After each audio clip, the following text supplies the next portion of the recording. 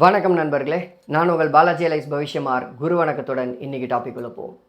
இன்றைக்கி நம்ம பார்க்க போகிற டாபிக் என்ன அப்படின்னு பார்த்தோன்னா, கடன் அமைப்புகள் அப்படின்ற அடிப்படையில் ஒரு ஜாதகருக்கு கடன் வர வேண்டும் என்றால்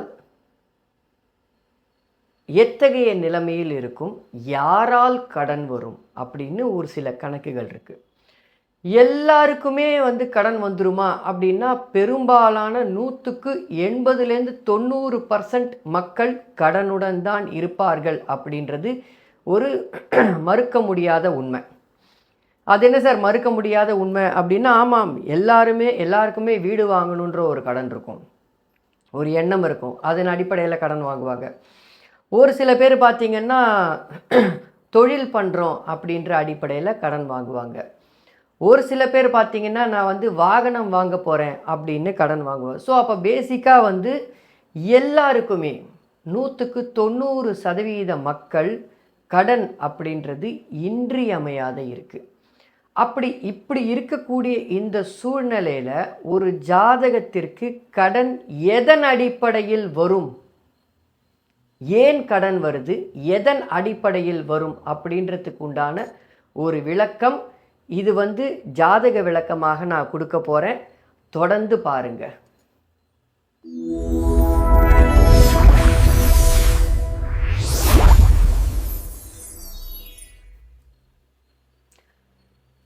இந்த ஜாதகம் பார்த்தீங்கன்னா, இந்த ஜாதகர் தற்சமயம் வெளிநாட்டில் இருக்கார். அதாவது 25 வயசு தான் ஆகுது. தற்சமயம் வெளிநாட்டில் இருக்கார். கொஞ்சம் நாளாகவே வெளிநாட்டில் இருக்கார். ஸோ பலன் கேட்க வரும்பொழுது இவருக்கு சுக்கிரதசை 2025 ஜனவரி மாதம் ஆரம்பிச்சிருச்சு சுக்கிரதசை. அதாவது லக்னாதிபதியுடைய தசை, லக்னாதிபதி தசை, லக்னத்தோட பரிவர்த்தனை செவ்வாய். ஜாதகத்தை பாருங்கள், 5/10/5/2000 7:35 AM. இந்த ஜாதகர் கேட்டுக்கொண்டதுக்கிணங்க பிறந்த ஊரை போடவில்லை. லக்னத்தில் செவ்வாய், பரிவர்த்தனை சுக்கிரனோட 12ஆம் இடத்தோட, லக்னத்திற்கு 3ஆம் இடத்துல ராகு மற்றும் சந்திரன், லக்னத்திற்கு 9ஆம் இடத்தில் கேது, 12ஆம் இடத்தில் சூரியன், சனி, புதன், சுக்கிரன், குரு. அத்தனை பேரும் லக்னத்திற்கு 12ஆம் இடத்தில். சரி, இந்த ஜாதகர் வந்த உடனேயே இந்த ஜாதகருக்கு உண்டான ஒரு சில பலன்களை நான் சொல்கிறேன். கிட்டத்தட்ட அவருக்கு கொஞ்சம் ஒரு சின்ன முகத்தில் சர்ஜரி அமைப்புகள், கட்டி வர அமைப்புகள், இதெல்லாம் சொன்னதுக்கு ஆமாம் சார் வந்தது, நான் அந்த கட்டியெல்லாம் ரிமூவ் பண்ணினேன், 2025 சுக்கிரதசை தொடங்கினோடனே ரிமூவ் பண்ணினேன் அப்படின்னதுக்கப்புறம் நான் அவர்கிட்ட சொல்லக்கூடிய ஒரு வார்த்தை, தம்பி உங்கள் அப்பாவுக்கு இந்த சுக்கிரதசை நல்ல தசை இல்லை. உங்களுடைய தகப்பனுக்கு, உங்களுடைய அப்பாவுக்கு தொழிலில் மிகப்பெரிய நஷ்டத்தை கொடுக்கக்கூடிய சுக்கிரதசை. அதனால் சுக்கிரதசையில் ரொம்ப கவனமாக இருக்கணும். உங்கள் அப்பா தொழில் பண்ணுறதாக இருந்தால் பெருத்த நஷ்டம் வரும், பெரிய காசு போகுது அப்படின்னதற்கு அவர் சொன்ன வார்த்தை, சார் அந்த நஷ்டம் சுக்கிரதசை ஆரம்பித்த உடனேயே 2025 கொடுத்து விட்டது.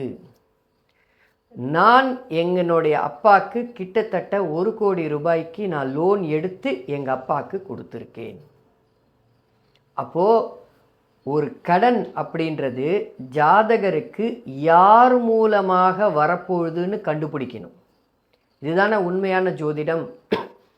சார் நீங்கள் 12ஆம் இடத்துல இருக்கு, உங்களுக்கு கடன் வரும் அப்படின்னு சொல்கிறது சரியா இல்லை, இந்த கடன் யார் மூலமாக வரப்போகுது? அதாவது சில சமயங்களில் நம்ம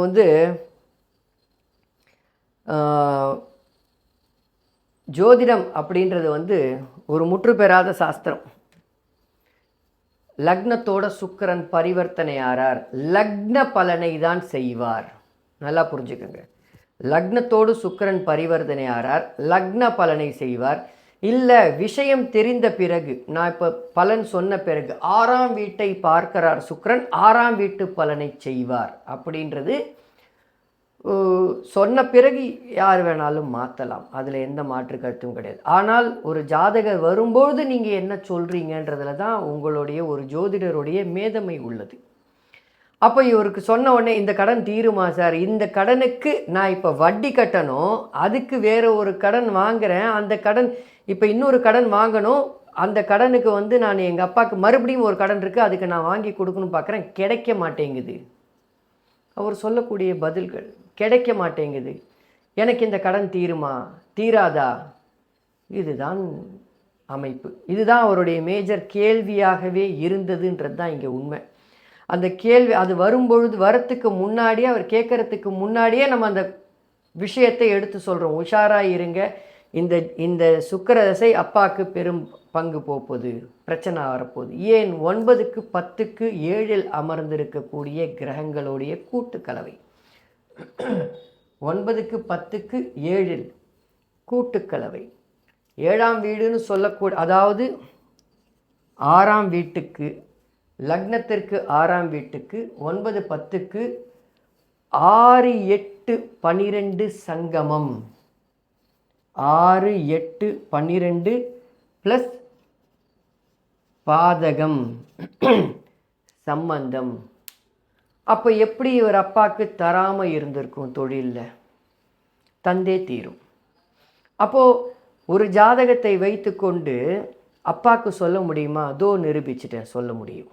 சொல்ல முடியாதுன்னெலாம் கிடையாது, சொல்ல முடியும், தாராளமாக சொல்ல முடியும். ஆனால் அதன் பிறகு எப்படி மீளப்போகிறார், மீள போகாமல் இருக்க போதா, இது எல்லாமே தந்தையுடைய ஜாதகம். அது 2வது விஷயம், அது வேறு டிபார்ட்மெண்ட். ஆனால் அதே சமயத்தில் ஒரு ஜாதகத்தை வைத்து சொல்ல முடியுமான்னா சொல்ல முடியும். அப்போ இவருக்கு என்ன பாருங்கள், இப்போ இவர் 1 கோடி ரூபாய் கடன் வாங்கி இவங்க அப்பாவுக்கு கொடுத்துருக்காரு. இப்போ அந்த கடன்லேருந்து இவர் மீண்டு வரணுமே. இவர் வீடு வாங்கலை, இவர் காரு வாங்கலை, இது எல்லாம் இவர் வாங்கிக்கல, கடனில் வாங்கிக்கல. இல்லை இவருடைய நண்பருக்கு கடனாக கொடுக்கல.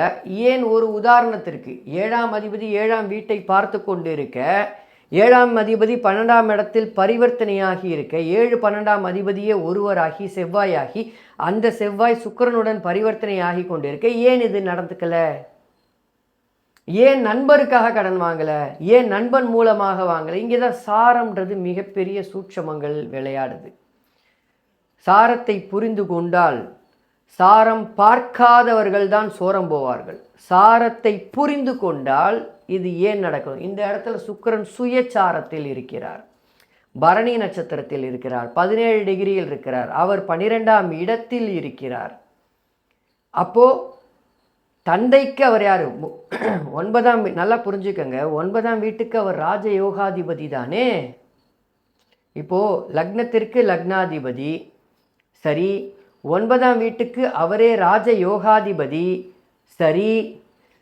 ஆனால் அப்படியே 9ஆம் வீட்டுக்கு 10க்கு தொழில் அமைப்புகளுக்கு அவரே கெட்டவனாக போயிடுறாரே. அதே 9க்கு 10ஆம் அதிபதி தானே. இருக்கக்கூடாத இடத்தில் சேரக்கூடாத கிரகத்துடன் இருக்கக்கூடாத சாரத்தில் இருந்தால் இப்படித்தான் அமையும். ஒரு யோகாதிபதி கெடுக்க மாட்டான், இல்லை ஒரு யோகாதிபதி கொடுக்க, அதாவது ஒரு யோகாதிபதி கொடுக்க மாட்டார். சில சமயத்தில் உங்களுக்கு உங்கள் தலையில் நீங்களே மண்ணவாரி போட்டுக்கக்கூடிய சமயம் ஒரு யோகாதிபதி செய்வார்ன்றதுக்கு இது ஒரு உதாரணம். அப்போது 6 8 12ஆம் அதிபதிகள் சில சமயத்தில் நல்லதை செய்யும் ஜாதகங்களும் இருக்குது. எது கரெக்ட் எது தப்புன்னு பிரித்து பார்ப்பது தான் இந்த இடத்தில் ஜோதிடமாக இருக்குது. இதுதான் உண்மை. இந்த வீடியோ உங்களுக்கு பிடிச்சிருந்ததுன்னா லைக் பண்ணுங்கள். நீங்கள் பண்ணுற ஒவ்வொரு லைக்கும் இந்த வீடியோவை அடுத்த கட்டத்திற்கு கொண்டு செல்லும் அப்படின்றத ஞாபகம் வச்சுக்கோங்க. சப்ஸ்கிரைப் பண்ணுங்கள், பெல் பட்டன் இருந்தால் அழுத்திக்கங்க. அழுத்தினீங்கன்னா நான் போட்ட உடனே வீடியோ உங்களுக்கு வந்து சேரும், நீங்களும் பார்க்கலாம். சரியா? முடிஞ்ச வரைக்கும் இந்த வீடியோவை ஷேர் பண்ணுங்கள். ஸோ அப்போது இந்த இடத்துல வந்து சுக்கிரன் 6ஆம் அதிபதியாக செயல்பட்டார். அவருக்கு ஜாதகருக்கு கடனை கொடுத்தார். இப்போது இந்த ஜாதகர் இதிலிருந்து எப்படி மீண்டு வருவார்? சுக்கிரதசை 2045 தான் முடிய போகிறது. 1 கோடி ரூபாய் கடன். இவர் வெளிநாட்டில் இருக்கார். என்னதான் இருந்தாலும் குறைஞ்சது ஒரு 10 வருஷம் ஆகுமே கடனை அடைப்பதற்கு. சிறுக சிறுக மேற்கொண்டு இவர் தந்தை கடன் வாங்காமல் இருக்கிற வரைக்கும் சிறுக சிறுக இருந்தாலும் ஒரு 10 வருஷம் ஆகுமே. அப்போது ஒரு 10 வருஷத்துக்கு சுக்கிரன் 6ஆம் அதிபதியாக செயல்பட்டுட்டு அதுக்கப்புறம் லக்னாதிபதியாக செயல்படுவார்னு சொல்லலாமா? அது சிறந்த வாதமாக இருக்காது. ஜோதிடத்தை நாம் எவ்வாறு அணுகுகிறோம் அப்படின்றதை பொறுத்து தான் இந்த இடத்தில் இவர் 6ஆம் அதிபதியாக செயல்படுறாரா, லக்னாதிபதியாக செயல்படுறாரா அப்படின்ற அமைப்பு. ஒரு உதாரணத்துக்கு சொல்கிறேன். 9இல் கேது அமர்ந்திருக்கு, இருள் கிரகம் 9இல் அமர்ந்திருக்கு. இருள் கிரகம் 9இல் அமர்ந்து சூரியனும் சனியும் சேர்ந்து இருக்கும்பொழுது, நல்லா புரிஞ்சுக்குங்க, சூரியனும் சனியும் சேர்ந்து இருக்கும்பொழுது அதுக்கப்புறம் குரு சுக்கிரன் புதன் எல்லாம் சேர்ந்துருக்காங்கன்றது ஒரு பக்கம் இருக்கட்டும். அப்போது குறைந்தபட்சம் நான் சொல்கிறத நல்லா புரிஞ்சுக்கங்க, 9இல் கேது அமர்ந்து சூரியனும் சனியும் சேர்ந்திருக்கு. அதன் பிறகு குரு சுக்கிர தொடர்பு, புதன் தொடர்பு இதெல்லாம் ஒரு பக்கம் இருந்துட்டு போனாலும் இவர் தந்தையிடமிருந்து பிரித்து வைத்திருக்கிறது அப்படின்றது நிதர்சனமான உண்மை. ஆனால் இவர் ஏன் தந்தைக்காக செய்யணும்? அதை நீங்கள் தான் யோசிச்சு பார்க்கணும். இவர் ஏன் தந்தைக்காக தான் கடன் வாங்கி கொடுக்கணும்? பொதுவாக சூரியனும் சனியும் சேர்ந்து இருந்தால் தந்தைக்காகாது, இல்லை தந்தையால் ஆகாதுன்ற பிரச்சனையெல்லாம் இருக்குல்ல. நீங்களும் உங்களுக்கும் தந்தை இல்லை, அல்லது நீங்கள் தந்தையுடன் இல்லை, அல்லது தந்தைக்கும் உங்களுக்கும் முரண்பாடுகள் அதிகமாக இருக்கும். இப்படி என்ன வேணாலும் சொல்லாமே.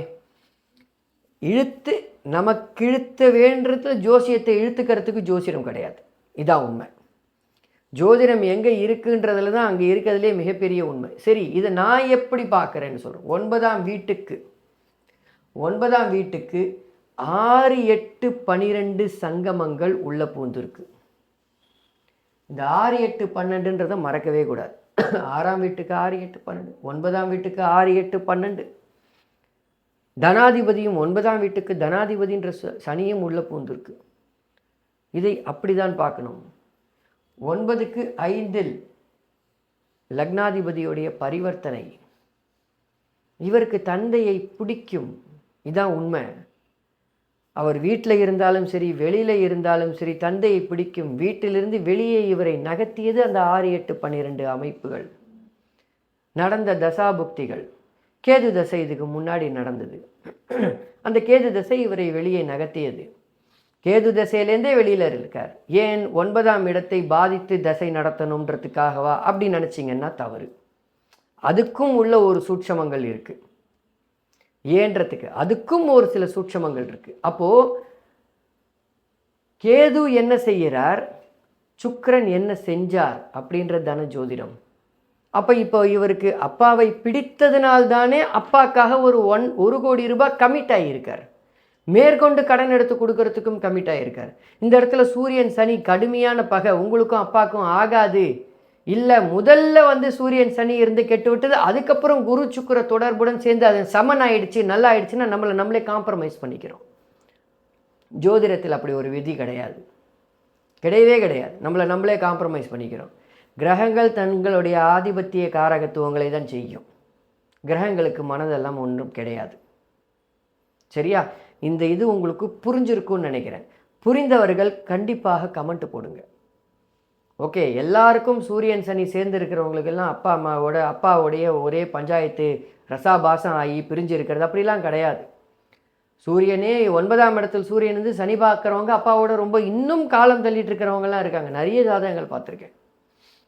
ஸோ ஆதிபத்திய காரகங்களை மேலோங்கி நிற்கும். உங்கள் கமெண்ட்டை எதிர்கொண்டு இருக்கிறேன். சரியா? அடுத்த பதிவில் பார்ப்போம். நன்றி நண்பர்களே.